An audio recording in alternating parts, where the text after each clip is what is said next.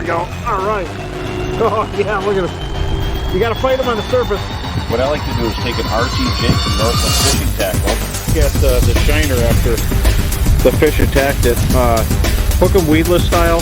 Now, you notice this puppy wanted a jigging size sucker minnow.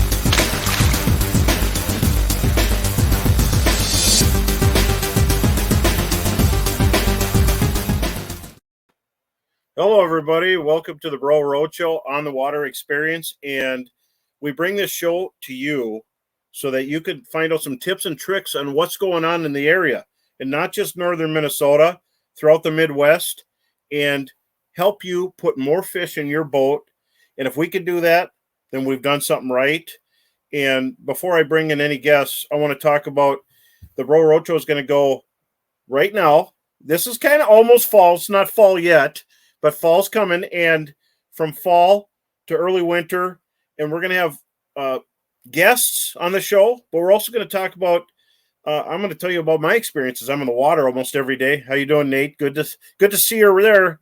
But we're going to talk about early ice because some of you are ice crazy and everything. So did you have a great Labor Day weekend? Did you catch a slab crappie, bluegill, or all the above? Or are you chasing walleyes like some of these big ones I have back here? And before I bring in Sam, my co-host, love Sam. He's a virtual engineer at Northland. Hey, Jeff, good to see that you're here. He's a man of many hats, but he's also a tournament winner. Hey, how you doing, Russell? And he wins tournaments, and he helps me out on the show. So he's kind of an engineer. So he's like a higher kind of guy. He's really helping out. And so, Brooke, go ahead and bring in Sam, my co-host, and he's got some great bass stories to tell us. Hey, Sam, you had quite a bass season. Now tell us all about it. Yeah, it was a fun season of fishing. Me and my partner Joe won the Bemidji United Way tournament again. Fantastic. So the second time we've won that. That's a really fun tournament where it allows you to fish any lake in the 3-county radius up here. Beltrami, Clearwater, and Hubbard. So that was a lot of fun. We fished league and we did really well in that. So it was a weird summer of bassing, but it was good for us. The fishing, it wasn't the best bass fishing I've ever had, but we seemed to adapt well for the conditions, and it was a good time. So yeah, and don't let Sam fool you. He's an ice nut, and he fishes for walleyes. You had a lot of holes to your fingers this spring walleye fishing, and you're kind of on a fence, almost really liking walleyes too much. So I, with the bass bite being slower than typical, I did more walleye fishing than ever this year, and it was, as the bass bite was slow, the walleye bite was one of the best walleye bites I've ever had. It continued, we had a good jig bite all the way into June. There was nights where it was every cast. It was a really fun time walleye fishing. And then once summer came around a little bit later into June and July, got on the bass trend, but I did quite a bit of walleye fishing through May and June. It was a lot of fun. So, hey, that's awesome. And just for the viewers out there, and this greater Bemidji area, Grand Rapids, is a big destination for people throughout the Midwest. I mean, we get people, and every state has its own draw. I mean, I go to Michigan, I go to Dakotas, but we get people all over the place in this area. How's the Bemidji bite been? It's been good, and it's picking up day by day. So like I said, bass these last few weeks have been really good. A lot of people catching some really big ones. The walleye bite's really starting to pick up. Another thing I noticed, we actually fished a tournament this weekend with it was actually one of the BSU college tournaments that they allowed us to come fish, and the perch are really moving up shallow too. So as we were bass fishing in the reeds, there was a lot of big perch coming out of the reeds. We actually saw a pike eat a perch that was chasing our jigging from the reeds, and we had 3 muskie bites in the reeds too. We didn't hook up into any of them, but yeah. So walleyes are going, perch are going, muskies are going, and the bass are going. So the bite's really getting good, and with fall coming, it's just going to get better. Well, and sometimes bass fishing, like, I'm known for bluegills and crappies. That's my true passion. I walleye fish to pay the bills. Okay. But I do bass tournaments, not just to catch bass, but in pre-fishing and in the tournament, we catch muskies. We catch monster pike. We catch walleyes, especially on rainy lake. I mean, I've caught walleyes on top waters. So it's an excuse to catch a lot of fish, and everything eats bass lures, and which we're gonna kind of dissect in the next couple weeks of how bass fishing is crossing into the walleye world and back and forth. And just a little tease. We don't want to get into it too much. We got some giant surprises coming up in the next few weeks. I can't give anything more away about that, and you're just going to have to tune in. And so, Sam, what are the hot Northland fishing tackle baits right now out there? I want you to describe it because everybody hears it. Yep. So we kind of launched off our season with the early launch of the new weedless fireballs, and those are absolutely phenomenal. It's the same fireball concept, but it has a nice little titanium weed guard. A lot of guys fishing those in that cabbage weeds. We get in clear water. The fish are kind of bearing into the weeds a little bit more. Charlie and Jace Peterson actually won the big Knights of Columbus tournament on that jig. Wow. So that was a hot one all through spring. We also launched a whole platform of jigs using Gamakatsu hooks. We call them the Elite Series jigs. Everything from bass jigs to walleye jigs. We got a few of those out on the market now, like the MVP jig that has that Big River hook. Look at this hook. I mean, check that out. That was one of my favorite jigs all year long. I love this jig, but I hate tying it on when I'm guiding because I get them bit off nonstop, as you know, Sam, because I come begging. That pays my bills. Keep them coming. We love pike over at Northland. Hey, Tony, how you doing? But look at that head. I'm going to let you explain where that came from. But isn't that fishy looking? And it's got the barb, but nothing. I mean, when you're hardcore fishing, stuff like this gets you excited, So explain how that came about. Yeah, so we had a jig with Gamakatsu hooks years ago, and it kind of just fell by the wayside, got updated with other things. But we've been trying to figure out how to get Gamakatsu hooks back in our jigs because, as you know, they are the sharpest hook on the market. I always joke for a promotion, instead of giving away a hat, we should give away a pack of Band-Aids because they stick you and prick you. That's true. But we are finally able to kind of work some stuff out with Gamakatsu and get their hooks back in our jigs. So we launched a whole new platform with them in it. Like I said, we got the MVP jig. That's kind of got that current head design, kind of the guppy shape, but it also works really good with big live bait and plastics. And I love that Big River hook. Just everything about it helps you catch more, or not catch more fish, but land more fish. And the hardcore bluegill fisherman will know what that is. And the big perch fisherman. You recognize that face? Mud bug. It's a gigantic mud bug head. So it's got the lips and the gills and the eyes. Really cool. But then also we have the mimic jig, which is basically a mimic minnow head with we call it like a plumbing fitting bait keeper and a Gamakatsu hook on it. So that one's been awesome for all your plastic swim baits, flukes, Gussie's moping technique. That's a tongue twister right there. Yeah. It's so that was really good. We also launched some heavier hooked versions of the mimic minnow jigs, and then a ton of bass options. So a lot of the walleye options have come out and been released now. They're currently on the website, and then the bass stuff will get launched potentially this fall, but for sure for next spring. So that's fantastic. I like the deep V. I like the MVP jig. Obviously, is going to be on in a tournament, and I actually got to use them in some of my first tournaments, and they did really good. Hey, Matthew, how you doing? But getting on to panfish too.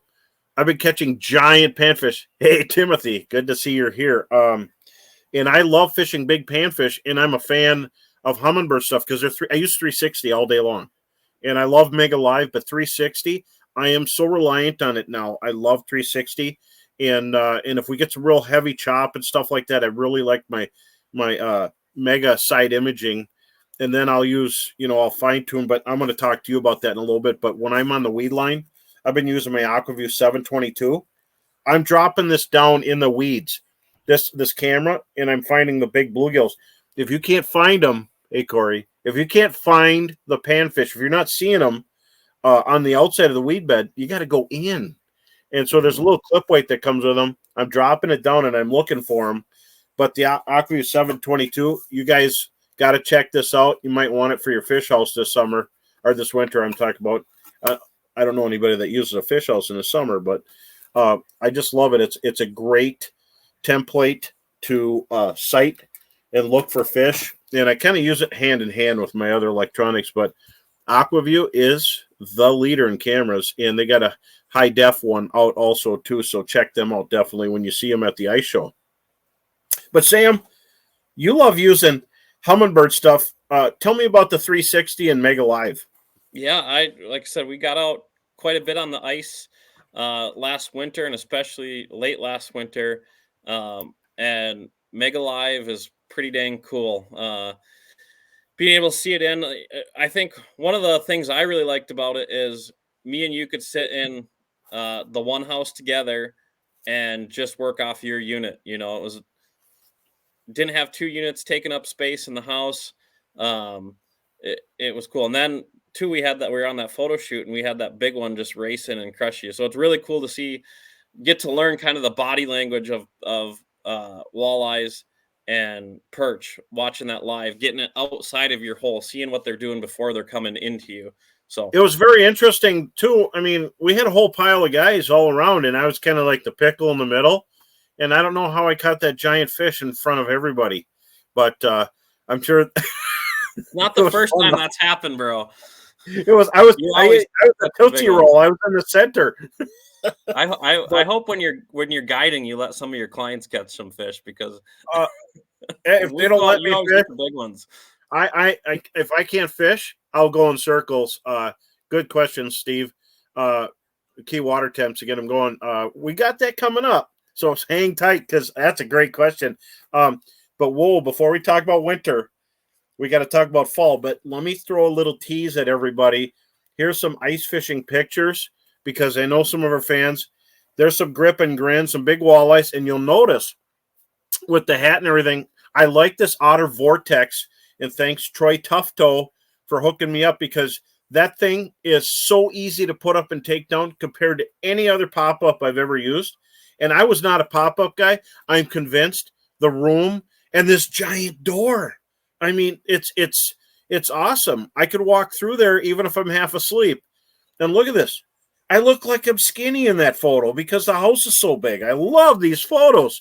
But there's the Otter Vortex right there. I've got Mega Live. I got my AquaView. I've got everything sprawled out, my 360. And I even got room.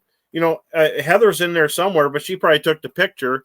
But definitely look at their new Vortex coming out. And you'll notice, too, it's on the hat right there. If I have to flat brim a little bit to the side, they put it here, so it's, off the side. But anyway, I'm Otter, and so everybody watch. I'm so excited. I had a great run in the past, but I am so excited about Otter. They are the best houses, and I'm looking forward to using their stuff. So definitely you're going to see a lot more of that coming up. And so we want to talk about fall, and the whole idea about coming on September. We're on the cusp of fall. Hey, Chris, how you doing?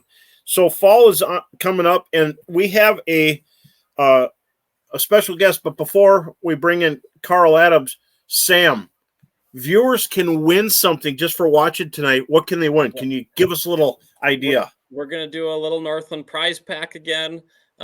So bunch of tackle, Bro Roadshow mug. So we'll be doing these every week, or every week we have the show, just like last year. So to get entered in to win the giveaway, make sure to like and comment a question, and then share the show, and that will get you entered in to win the giveaway. So like, comment, and share, get the Roadshow mug. and a bunch of deep V jigs and deep V bucktail jigs, which they've been catching a pile of fish too. That's the other hot bait, all through the years, those deep V jigs. I love it. Everyone wants deep V jigs. So well, and I got to tell you that so those hair on those jigs. There's Ray. How you doing, Ray? That the hair on the jigs are great because whether you add scent or if you can't get good bait, put a little crappie minnow on there, chunk of worm, and the fish. It just adds to the whole thing. So the fall rate's completely different. So a fish, seeing a lot of jigs. Hair jigs are kind of, the grandpa's tackle box thing that's becoming the hot new trend. So it hasn't really been used. Fish aren't used to it. So it's a cool bait. Hey Scott. Hey, we're gonna bring in Carl here in a sec, but I was just gonna tell you, if you win this mug, you'll notice. See the fogged glasses? If you put the right beverage in there, the glasses clear up. So just so you know, if you get the right mug. So let's bring in Carl Adams. Is a pro fisherman. He's a guide in the whole area, and he owns Timberline Sport and Convenience. Is there anything in Black Duck Carl doesn't own? You own another gas station over there? How you doing, Carl? Not too bad. How are you doing, bro? Hey, really good. And you've got a pretty cool spot up there for people heading up to Red Lake or that even Black Duck, Pennington. You're right on the edge, Lake of the Woods, Rainy Lake. How was the bite over the Labor Day weekend? We had a really nice bite over Labor Day weekend. September is my very favorite month. It seems like all the species bite. There's lots of stuff going on, and there was already this year. Bear season opens, goose season opens. There's an early teal season. All that stuff's going on, but the fishing just seems like every year September 1st rolls around and fishing gets that much better. It's my very, very favorite month to fish. That's really cool. And when you go out of your driveway, yeah, he does, Steve. You're right. He has a great place up there. When you get to the end of your driveway, it's hard to make a decision because you take a right or a left because there's so many lakes every direction. There's so many different types of bites. As a guide, do you ever run across? Have you ever turned out of your driveway and then turn the other way because there's so many things to do? That happens to me all the time. And somebody asks me where I'm going, and I usually don't know until I get to the stop sign and say, which direction am I going to go? Because especially this time of year, they're all the fish are going to be going on all the lakes. I never feel bad about going to any of them. You think the fish are going to bite every time you get out. So we're blessed to be in a really good area on a good location on a nice road. That's why we get a lot of traffic. You got Lake of the Woods to the north, but we have Red Lake up north, and it's been just a super summer up there. Super summer on all the lakes, and Winnie just to the south of us, Cass just to the south of us. And, we're not that far from Leech, and all the big lakes have been really good. It's been just a really good summer, and now we're finally into fall, which gets even better. So we just had some questions here earlier, and how deep of water are the anglers targeting for walleyes right now? We'll start with walleyes, and we can just mention a little bit about panfish. That really varies from lake to lake in the fall. And most falls, you do have some fish that move deep on a lot of lakes, especially lakes like Cass, Bemidji. You'll have some of those fish go deeper. But especially the days since zebra mussels came, it seems like the big lakes that have zebra mussels, which are Cass and Winnie, and Red has them now. Those lakes, the fish seem to be shallow all the time. There's always some shallow fish. There are some deep ones too, but you can always catch some fish shallow, which makes it a lot of fun. I do a lot more jig fishing than I used to, just because those shallow fish, a lot of times you want to cast to them, especially in clear water. And when you can cast a jig, it's a favorite way to fish, and it's really, really good, productive this time of year. Yeah. So besides casting to those fish, Carl, are you making any adjustments with your setups being in that ultra clear water? Because we were fishing that bass tournament on Cass this weekend, and it is crystal clear out there. Are you downsizing line, using different line, anything there? Most of the time, as long as I can still run a 6-pound monofilament and be fine, and that's what I've done. So I can long cast pretty light jigs because they are pretty shallow. Maybe if I was in bass and in some weeds, but we're a lot of our lakes don't have real thick weeds. The crayfish have kind of taken out some of the ones on Cass. You're not fishing weeds shallow. The fish are just swimming around up shallow, and you just can't spook them. So as long as you can, a lot of times spot lock on a trolling motor makes a huge difference. Now you can get close to them, spot them on your side imaging, and then just kind of pause and pitch jigs to them and catch a lot of fish without ever spooking them. Oh yeah, and what kind of bait do you have in stock right now? Because it seems like bait has been an issue. A lot of ponds froze out last winter. We had a kind of a terrible winter up here in northern Minnesota, and some of the ponds froze to the bottom, and or they had too much snow and they smothered out. How is bait right now? What do you have in stock? We have some nice fatheads right now. The fatheads are getting better anyways.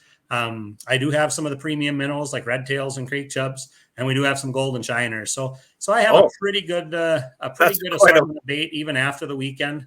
There has been shortages. It's been a little bit harder to keep bait in stock on a lot of weekends. But we have been able to keep them in, and right now today we are sitting pretty good. Did someone wanted to know what your favorite bait on Upper Red Lake? Well, again, my favorite thing to do is jig a minnow, and so spot tail shiner in the spring is by far the best. But by this time of year, you can jig a fathead and still catch fish. And pitching jigs on a lake when fish are shallow is always productive. You can use a lot of other things too and catch fish. There's a lot of the crankbaits can be really good, but my favorite is to pitch a jig and a minnow. So. And I just want to know, have you been chasing any muskies this year, Carl? Because I know you haven't been yet. I've caught a few on accident, and I've you know what? I did chase them a few times. I didn't catch very many when we did, but I have. This is September is the month that you can catch a whole bunch. When I did target them a lot in September, I usually averaged over one a day. It is by far the best muskie month. It's also the best month for most other species. So that's part of why it's one of my favorites. And now getting off of all this stuff here, it's really cool to see that you're already adding on to your place. You're planning on having a larger gun room. And when does this open? And this is really cool because hunting's just around the corner. So let's hear about this. Well, so obviously the store has been really busy and it's been driven a lot the last couple of years with the big demand for guns and ammo. So we did a little addition that we were able to, it's not finished yet, but we were able to at least open up that little addition just before this weekend. So we'd have it open for the start of goose season. And so hopefully in the next week or so, we get it completely done, and then won't be long and we'll have a lot more guns in stock where everybody can have a chance to look at them. And we've had a big selection of ammo, but it'll be a little easier for people to find now. Well, that's really cool because the guns help keep the other stuff. I mean, Timberline has a gigantic Northland display. The whole back wall is Northland, and they have fish monkey gloves. You see I'm wearing the gloves here, and with the PVC grip. Even if you don't burn, your reel doesn't slip out of your hands because of the PVC grip. And then they have Gamakatsu hooks. You should see the sections of the stuff. It's everything you could possibly want is there. So, bro, a lot of people say that's a gas, that you have a gas station with a bait shop attached. I think Timberline is a sporting goods store with a gas station attached to it. I agree that your secondhand deal, because it is amazing how much outdoor goods you have in there. In fact, we get people that stop in the office all summer long because they bring us up on Google thinking we're a bait shop or whatnot. And a lot of times if there's a specialty jig, it takes about a day to process and go through our system direct. So we often send them to the bait shops around. And if they're headed up your way, we always tell them that you got one of the best supplies of our specialty jigs in the area. So it's an awesome place to stop. If you guys are ever headed up through Black Duck, you got to stop in at Timberline. Yeah. And then even Steve was saying you have all the different features there. And it's really nice. And also don't forget, they got pizza, they got wraps and sandwiches right there. So you don't have to leave. That's what I look forward to the most of. You get bait on the way up there, but coming back, you get a sandwich to eat on your way back home to Bemidji. There's no beer there, is there? That's the one thing we don't have. We have everything else you need, but we just leave the beer for other places. And then someone just asked, what's the two eyelets on the Fireball jig? Well, one of them's to hang a stinger on, and so you just clip a stinger on the back, and one's for your line. Don't tie your line to the bottom eyelet, because I've seen people do that and they show up with the jig upside down. You will never catch a fish unless the fish doesn't let go of your jig. I've seen it happen, believe it or not. But for those visiting the area for the first time and they're targeting walleyes, what are some of the must-have Northland fishing tackle baits, Carl? Can you answer that? Well, that new deep V jig is one of my favorites. But all of the Northland jigs have great color patterns. And if you have a jig and a minnow in the fall or the spring, you are going to catch fish on all of our lakes. So the RZ jigs, we sell lots of them. They're an easy jig they're inexpensive. You don't have to worry about how many northerns are cutting your line or any of that fun stuff. But a Northland jig is still, and it's still the premier jig when guys are out fishing, and it catches a lot of fish. And if you tie a jig on and fish shallow water with a jig and a minnow, you can throw a leech on there. If there's any leeches left, you can throw a 3/4 of a night crawl on there. I pitch that a lot. All of those catch lots of fish. You got people begging for leeches right about now, because now when you can't get leeches anywhere, that's when they become super hot. Yeah.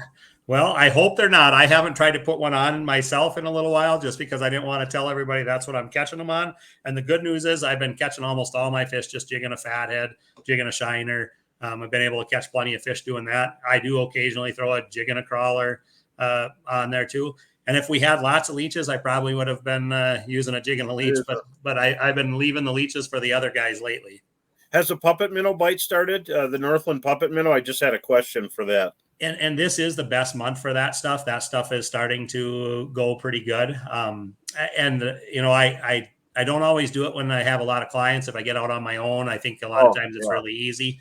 I can save on bait, but just for the ease of not making anybody shoulder sore, I a lot of times will just throw a jig and a minnow at them for a while. And the safety. Sam, you had a question. You were going to ask him about roach rigging. Yeah. So how are you using a lot of red-tailed chubs? Are you rigging chubs around? And how big is too big of a bait for walleyes this time of year? And I think we asked the guy that doesn't believe there is such thing as too big a minnow. So the reason I prefer a creek chub over a red tail is a lot of times the size. I do think that I think maybe early on one day I was fishing and I caught a walleye, and I can't believe it still bit. I think I caught it on a jig and a fathead, but it had a perch that was probably about a 12-inch perch, and this was about an 18-inch walleye sticking out of its mouth. It couldn't get it all the way down, and it still ate something else. And I realized at a real, early on in guiding that if they're in the mood to eat something big, it can't be too big. You do have to match whatever size they want that day. So you have to have all sizes of minnows. And sometimes that might be a 2 to 3 inch red tail, a really small one. But there are days when it's a 10-inch creek chub that will get a bite faster than any of the other baits. And so I try to have every size minnow when I go out if I'm fishing a tournament, and not afraid to throw a great big one on. And I've had fish 13, 14-inch walleyes get their teeth stuck on the creek chub, never have a hook in it, but they can't shut their mouth is stuck wide open, and I can lift them right into the boat because they tried to eat a 8 to 10-inch creek chub. I was just going to say, how long do you have to let a walleye eat a 10-inch creek chub? Well, you will have some drop it because they can't quite get it in there even after you get hits. But I've been under the assumption, I think they usually eat it a lot faster and I give them time for it. But I do think that every fish that can eat a bait will have it ate within a minute. I don't think you have to wait any longer than that. But there's times where you want to make sure they get that thing turned around in their mouth and get it started going down so you can catch them. But what a fun way to fish. Too big. It's fun because the minnow goes nuts. Yeah, when there's a fish by them. I love it, and that's another thing too that you always, when you're digging in the bait cooler, try to find the liveliest one, right? Because that's usually the one that's going to get bit. Because then you can feel it jumping around down there as a fish is coming in. So chub fishing is fun. The guys that fish big minnows this time of year, that's when everybody enjoys minnow fishing, just because it's something exciting about knowing you're going to get a bite before it actually hits, because you can feel your minnow telegraphing it. And it's definitely a fun time to fish. And September and October are two of the very best months. You can catch them on any month, but these next couple months, they've ate up a lot of the smaller bait, and those fish want to put on some weight, and their favorite thing to eat is probably a perch, and you're trying to imitate whatever size perch the fish are eating that day. Well, and I was going to mention there was a question back a little ways.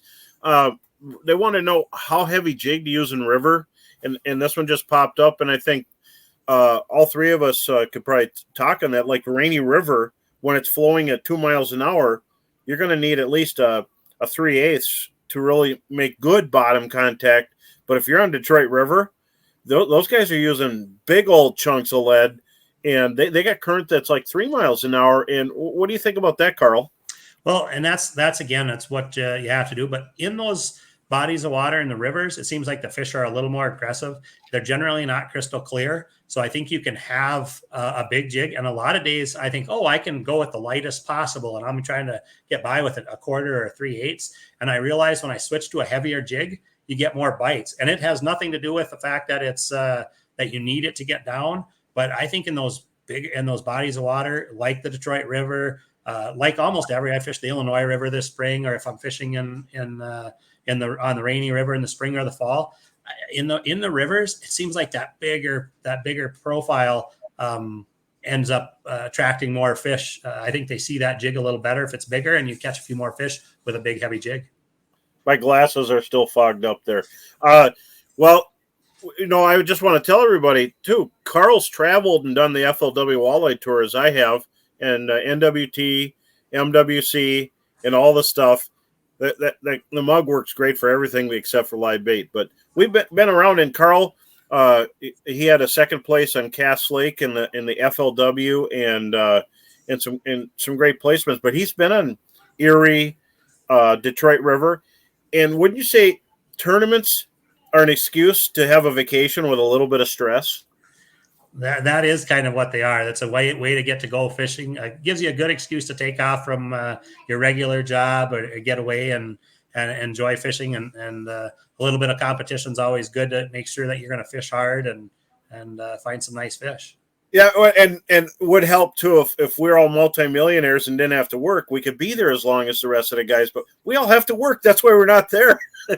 and you got a shop, and I got stuff going on. Sam's winning tournaments. I mean, if he's ready for the Bassmaster Elite here, I think. But and then Sam, you go ahead there. I want you to talk a little bit about with Carl about the bass in the area are untouched. Yeah, I'd say especially up in your neck of the woods, it seems like every lake has good bass fishing. Do you target bass that much, largemouth or smallmouth? I don't target them as much as I catch them. And we have some excellent bass fishing in the area. We have lots and lots of small lakes that don't take a lot of fishing pressure from any bass fisherman, let alone any other fisherman. We do have some like catch and release only lakes between Bemidji and Black Duck and in that area. So we have some of the best bass fishing in the area that hardly anybody goes out and chases them. We've had smallmouth showing up on a few extra lakes. There's been a couple around the area that had, I used to say there was 2 around Black Duck Island and Beltrami that had some smallmouth, and all of a sudden they're showing up on a lot of the other lakes too. So there's some smallmouth have reproduced in a few of our lakes, and we're starting to see smallmouth fishing catch on a little tiny bit. But most of the time, it's partly because I run a big minnow, and bass do like big minnows, so you're going to catch a few on accident, no matter every fall while you're doing that. But guys are missing out that they haven't went up here and fished bass on a lot of our lakes. All our big lakes have excellent bass fishing that you don't always catch those fish while you're walleye fishing. And our small lakes, everything's using the same spot. So if you're out on one of our small lakes messing around for bass, you're going to catch a occasional walleye. And if you're messing around with them for walleyes, you're going to catch a lot of bass. It's true. And even in the area, there's some walleye pros, and they don't want to be announced, but some of the top winning all-time walleye pros come up to the area, and they don't fish walleyes. They fish for bass. And if you look at who the top were of all time, then you'll know what I'm talking about. But I don't want to say their name, I promise. But so they come to the area to fish bass because they're some of the biggest largemouth around. And quietly, leech is becoming, am I supposed to even say that? There's some really giants out there. Let's hope no one's clubbing them, because they did a study, and the study proved that they're all full of crayfish. But there's, people think that they're hurting walleyes. They're not.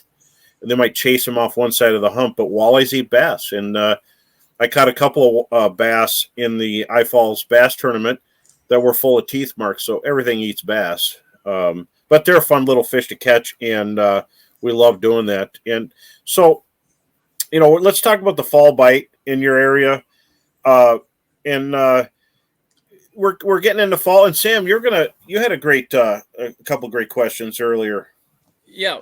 So Carl, when it comes down to fall bite, what water temps are you looking for that usually mean it's on, or is it more seasonal based than water temp based?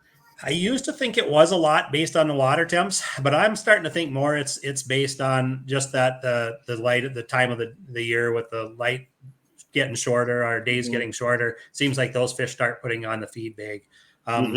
The one thing I will say is that as soon as the water gets real cold and we get in that true fall, which is a great time of year to get out fishing, if a guy has a chance in October, especially for those diehard ice fishermen, to get out in October, because you will find the best spots to start early ice fishing. So that's one great reason to try to get out one or two last trips in October.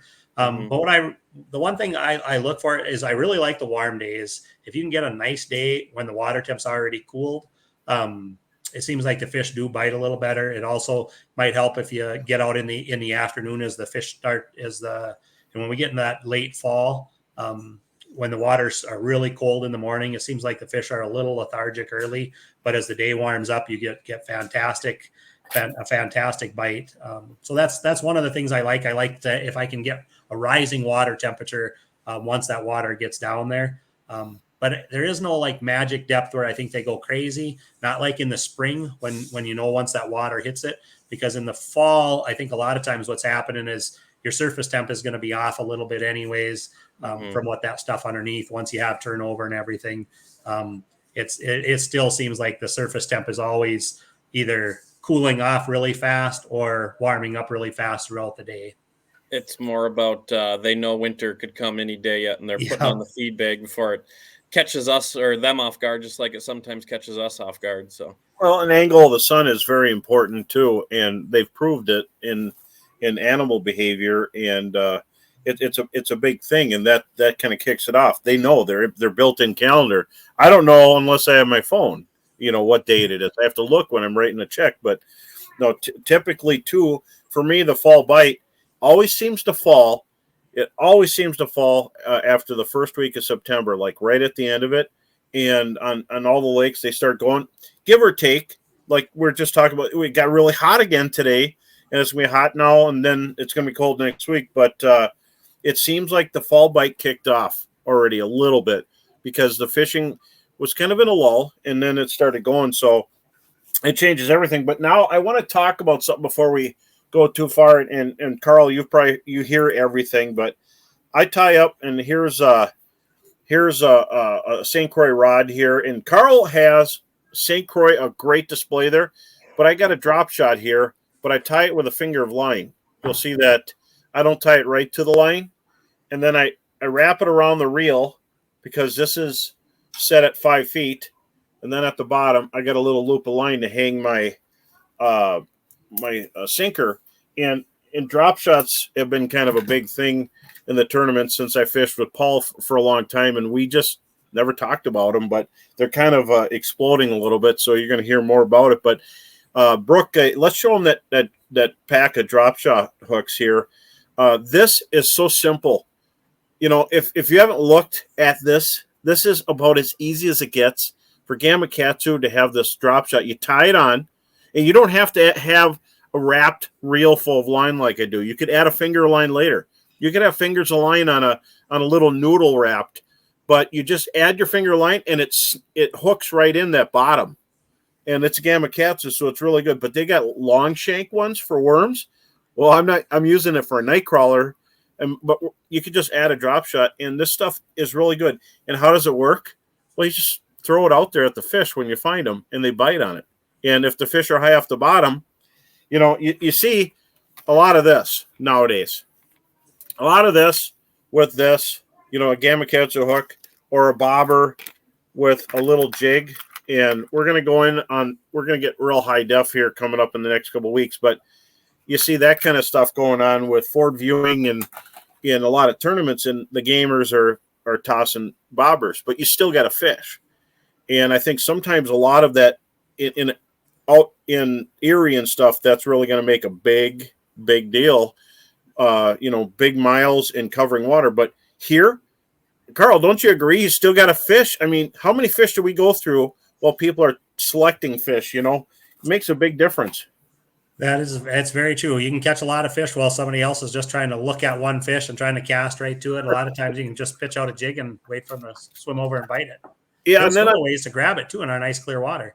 See, here's some. I love a Sunlight Assassin. Now I use their fluorocarbon leaders, but the Assassin is so strong, and this is 10-pound 10-pound diameter there. I could tie it and that finger line sticks out, but I'll take another piece of line and I'll thread a bead on, and then I'll put the hook on. But sometimes I'll clip one side and I'll snell the hook if I'm catching really big fish or if there's pike around there. But anyway, so those are some real secrets. And for lake trout, if you're going to use it, I think 15-pound test would be just fine. It's 10-pound diameter, so you could use that and then put on a fluke or a tube jig. But moving on, I know we threw a little bit of secrets out there, but first ice in the North Country for Red Lake or anything, wouldn't you say that the fall bite is still going on first ice? And when do you get first ice around your area? Well, for me, the very first place that has ice is almost always Red Lake, or at least noticeable fishing ice. And it's not very often it's there on the first week in November, but most of the time by the second weekend of November, there's maybe a little bit. I've only seen ice fishermen in October once or twice. There hasn't been very many over the 30 years that have ever been able to sneak out in October, but it is by Thanksgiving's kind of the official kickoff. And I don't remember any Thanksgiving where there wasn't some people getting out. There's always been, even on the really years I say, oh, nobody can get out ice fishing this year on Thanksgiving, somebody will be sneaking out with all their equipment so that they can get out. Even on a really late year, we can almost always get out by Thanksgiving. Well, and some people will go on sketchy ice. The recommended is 4. So for those posting, if you're on any less, you're going to get crushed by the human race. But anyway, it's 4 inches of safe ice, hard black ice. Some people are going less, but I don't recommend it for anybody. It's Christmas in North Indiana. That's interesting. But 4 inches of ice on red happens way earlier than anywhere else. And there's something about that low-lying land up there. And it is the great kickoff of the ice season up there, typically all the time. Red Lake starts it out, and then it's in full swing after that. And if they hear that they're up there, those places get hammered. But we love going up there when it's foot travel. Sam, it's one of my favorite ice bites of the year, and you got to hit it right. But I love getting up there early ice, like that foot travel, or like the first few days of 4-wheeler traffic. You can get into really good fishing. It's no secret, so you can go tell everyone, and you can go with a bunch of buddies and usually catch a pile of walleyes. But like we were talking earlier, it's just important to talk with the resorts, talk with the bait shops, and make sure the ice is good. But yeah, it's hard to beat going up to Red to kick off your ice season, I think. And I would imagine, Carl, first ice, there's 4 inches of ice or there's 8 inches of ice. You never know who's going to walk through your door. Anybody who shoots a video, a blog, a TV show, they're all heading to Red. Then they go up to Lake of the Woods. They're from Michigan, all over the Midwest. They're from, Dakotas, Minneapolis, all over the place. And you've probably have almost everybody walk through there on their way. We see a lot of people. I think the first week of December, and that's typically when the wheelers can start for sure getting out. It's not the vehicle traffic's probably a little bit behind, but that first week of December, where you actually busier when they first allow wheelers to go out there, because it seems like there's a lot of people that have that. They know that early ice, the fishing is excellent. And and that's usually our very busiest time of the year. Is the very beginning. The only time that gets a little busier is that week after Christmas when everybody can put their house out because we know vehicle traffic will be in full swing, and you can get your houses out. Even the big houses, usually there's no other place in the state that'll have as much ice as Red will. Red makes it early and it makes it really, really fast, and the other lakes take a little while to catch up. Well, that's fun. I mean, I'll actually have my Otter Resort house. And Sam, you're an Otter House user, and I'm going to have that resort house. So I'm going to actually need you and your tournament partner to help me pull that thing out there. I actually Joey's that good for pulling things around. What's that? Joey's good for pulling things around. He is, and he's a great angler too. Yeah. And but definitely, I'm looking forward to using that because I have room for my 360, my Mega Live, and then all this my Aquaview. I'm ready to go, and but we're not ready for ice yet. I'm still looking forward to this fall bite. And Carl, he runs a Lund, and so we're Lund users here, and I see him in some rough stuff, and that Lund actually works great for you, doesn't it? Yeah, it's a pretty amazing boat. The big fiberglass Lunds will handle the waves even on the big lake, so that makes it pretty nice. Nice stable boats that you always feel safe in, no matter what the weather. I've had them on the big lakes like Erie and Michigan, and our lakes around here can still get some pretty mean waves, and you can still keep everybody pretty comfortable in them. I seen a pretty rough day on Winnie. I was cruising across, and I seen you flying right across the roughest part. I think you were going faster than me. I was taking it pretty easy. I try not to go fast, but I got a big Merc on there, and I like to hear it roar. So you got 400 horses. You got to let them sing every once in a while. Yeah, I don't drive by the gas station very often, but it is so nice. When you want to get in, you just get in. We don't want you to drive past us anyways, bro. We want you to stop in all the time. Yeah. Oh no, I definitely. I should almost hook it up to my account. There's so much, but I also want to say, Amped Outdoors. They have 36-volt batteries, and I want to thank Matt. Matt is just a genius with this battery stuff. And Amped Outdoors, they don't just sell the stuff; they know everything about it. They got charts for everything you want to do, no matter what your electronics, what you're using. They have charts on it. And Matt is a great guy to talk to, and they know what they're doing. And so it's great. I got two 36-volt batteries hooked in parallel. So I think I could run it for like a week in heavy waves. And so next year I'm definitely going to rig up my electronics on 2 lithium batteries. That's kind of the trend now. Everybody's running. I suppose you hear about that all the time, Carl, running your electronics on it. That's the new thing, because there's people are running so many big electronics that take a lot of juice, and obviously batteries had to get bigger, and if you want to keep your boats a little light enough to still go fast, you gotta switch to lithium batteries. It's the trend. Yeah, and so everybody out there, if you're looking for batteries, make sure to check out Amped Outdoors, because they will take care of your needs, and there's somebody there. It's not this send your credit card and who knows, there's some guy from Russia there taking your credit card and sending you what he found laying on a board somewhere. No, this is a really cool place, and they have everything all lined up for you. So I want to, hey Sam, people can win on this show. I was just about to say, we've been forgetting to remind people to tell them what they can do to win. It's super cool here. Tell them. We're doing Northland prize pack giveaway along with the Bro Road Show mugs. We got a bunch of those deep V jigs we just talked about. So make sure to like, comment, and share.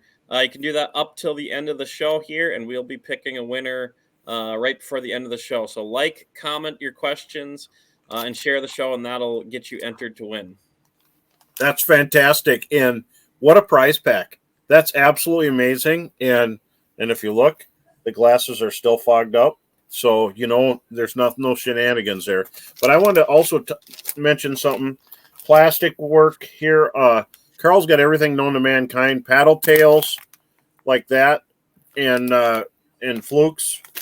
And then couple them with that little jig head and the little guard. They work really well. But there's still people pulling butterfly blade harnesses, and you can see it right there.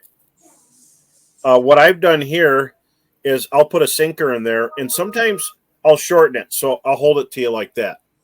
You can see I tied this. It's only 6 or 8 inches. It's smaller than the creek chubs Carl uses right there. And so if you got monofilament, they could just clip this on their line and cast it out. So I take a butterfly blade. I'm such a hack all the time. And so I have it like that. But you'll notice I'll take a Gamakatsu spin bait and put it on there. See, that's got a little swivel. Whoops. It's like a hangman's noose. So that thing works really well. But throw a little split shot at the top by the swivel. But you can cast it. See, that's the whole thing is I want people to be able to pitch it back there as we're running. And then you reel the fish up on the surface if it's an eater. You stop the boat if it's a big fish.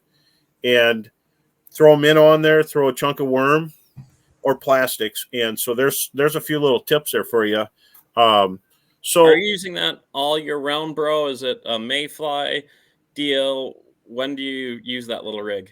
Well, I like using this. Well, right now it's still working, but I find myself jigging. But I always have them tied on. If it gets tough, I always catch them doing that. It's kind of like a finesse rig. It's a finesse rig, and sometimes I'll have the sinker and it angles like this when it's going with that sinker, but they could pitch it out and they don't get tangled. And you can cast it back at the fish. So it's a butterfly blade. You can use a split shot and just put it in the beads. And all I did is I buy it and I clip it short so I could pitch it out there. I use braid a lot, but I do have some monofilament rods. And so I'll tie that like that. And then Carl has these at his store. These little, oops, it's spinning. So it's a clip-on spinner, and just add that to a jig head. And I'll use this the entire end of June, July, September. And so this is just a simple way to spin fish in. You're not on the Great Lakes. That's a catch everything rig too. That's a catch everything rig. And I know people love spinning. And Carl, you see it. You see people just driving by the fish, and I know you're just like me. You stop and fish them, and when they're gone, you go to the next school of fish. But when you see people drive through, they get one, and they just keep going out of sight. And no. We stop instead of getting a fish every pass, get a fish every cast. But so there's a little trick, and then Sam had some great questions he threw together here. Yeah. So a big question I got for you guys is there anything specific you look for when targeting fall walleyes? Is it bait driven, wind driven, water temperature driven? What are you guys looking for when it comes to fall walleye location and catching fish? I personally think that wind-driven fish are the ones that want to bite a lot. So I a lot of times I'm looking for where the wind has been beating, or if I know there's a big school of fish, because on some of our big bodies of water, lakes like Winnie, where I've been a little bit lately, you'll see or red, there'll be a big school of fish in an area. And if you can find where the wind has hit a little bit, so sometimes it's blowing away, and that means you just have to sneak out a little further. It's instead of being blown in by shore, there might be a point that's sticking out in the lake a little bit further that's catching a little bit of that wind. Or maybe that school isn't going to be as aggressive as a school on the other side of the lake where the wind's blowing into. So I look at wind a lot, but you always got to remember, trust your electronics. Electronics have gotten way better than they used to be. So sometimes you're out there and you think, oh, this is where the fish should be. They should be here. And if they're not there, go find them someplace else, because we can find them now with electronics. Oh, absolutely. And then someone just had a question. Do I glue this on, Jeff Ginter? That's a great question. You can glue on the plastics, and I'm messing around with some future stuff. And definitely, if you add a little spot of glue, that's kind of a bass thing that people are doing. It keeps it on there. But you can't tell me that you can get in my boat and not catch a fish on this Impulse plastic tail here that I made sure to get from Sam. And then the MVP jig. This is going to catch fish, but if they keep pulling it down, that means that you've just fractured the tip. But putting a little glue there keeps that from happening also. But I don't think our jigs last long enough, Carl. We get bit off so much in our lakes. there's a few pike out there, so Keep 'em coming. I don't always worry about glue in, but I do always have glue in there because there are days when I say, you know what, I'm catching too many fish. I better not. They're not. It's all walleyes. There's no pike in here. I better glue that on so it's not falling out. Yeah. And two, to clarify it, because I think we just mentioned glue. It's super glue is what everyone's using. Super glue. I do it a ton bass fishing because you don't have the toothy predators constantly tearing up your stuff. So if you super glue your bait on, you can get fish after fish with it. So Absolutely. So great question there. And so also in the fall, we're talking about the fall. I agree where the wind's coming in, it's a magnet, but there's also current. There's times when I'm sitting on Winnie or Leech and I'm facing into the waves, but my boat is sideways because the returning current is so strong on these points. And obviously this is how the points are carved. It's glaciers, but then it's wind and waves after that. Because if you could remove some of the bottom on our lakes, it's all stumps. When they flooded them and raised them 5 feet in some of our big bodies of water, you take Leech Lake, you take Winnebagosh, there's still stump fields out there, but most of it's buried, and there's still some areas that still have stumps sticking out. We're not going to talk too much about that because that might be a good spot. But so that stuff got settled in, but these areas have wind and waves coming in one way and current the other way. And some of these spots on the back sides of the points are just amazing. And I see that on Winnie, Cass, Bemidji, and Leech Lake, obviously, especially in the fall and the huge winds. And if it's so rough on Leech that it feels dangerous, don't go, but I'll be out there because that's when them giant walleyes bite. So I know a lot of the wind is pushing the bait into the structure. And I know those fish just nose out waiting for them. I see even largemouth bass do it. But do you think any of that also has to do with that slightly rising water temperature as well? Like you see in the spring, that's a huge deal in the spring of the wind will blow the warm water. Do you think that affects the fall at all, or it's more just bait being positioned for the fish? Well, you go ahead, Carl. Well, it can make a difference. I think that warm water blowing in, like I said, it is a huge deal in the spring. I think it is a little less important in the fall. But the other thing we have is we have all this really ultra clear water. Our lakes have cleared up so much in the last 10 to 15 years that if you can get into where that wind's been blowing into and it stirs it up a little bit, makes a huge difference. And sometimes it's a little warmer, but a lot of times it's just a little bit more stirred up. You can't see everything quite as clear as you can. So you find one of those spots where it's crystal clear and it looks like an aquarium and it's pretty neat to fish. But usually you're not going to catch as many fish as if you can find it where all of a sudden it's a little harder to see, cloudier. You're not watching your jig come in or any of that. And I think that makes a big difference too, is when you get that little bit of back current pulling some of that mud and sand and silt off of the bottom and kind of getting it a little bit cloudier. Those fish like to feed in that, especially walleyes. They like feeding in a little bit darker water, or they can see. So I think that makes a big difference. That's a great answer. And here's a little tip for everybody out there. Water gets a little bit muddled up right now. Month of September, a little bit darker, and the fish are biting like crazy. And then you can get closer to the fish. You can get 20, 25 feet away from the fish. But October comes, the algae dies, that clear water, and all you see is like Monster Energy drink streaks going away from your boat all the time. So there's a key time, and it seems like after about the 5th of October, very difficult. Hunters hit the woods. We're still catching them. We just have to spool our reels really good, and we never stop catching them. But great stuff, and now it's time to give something away. Yep. Do we have a winner, Sam? Yep, I just saw it. Brooke sent it through. So it looks like tonight's winner of the Northland Tackle Pack, the Bro Roadshow mug, is Stephen Perelbeck.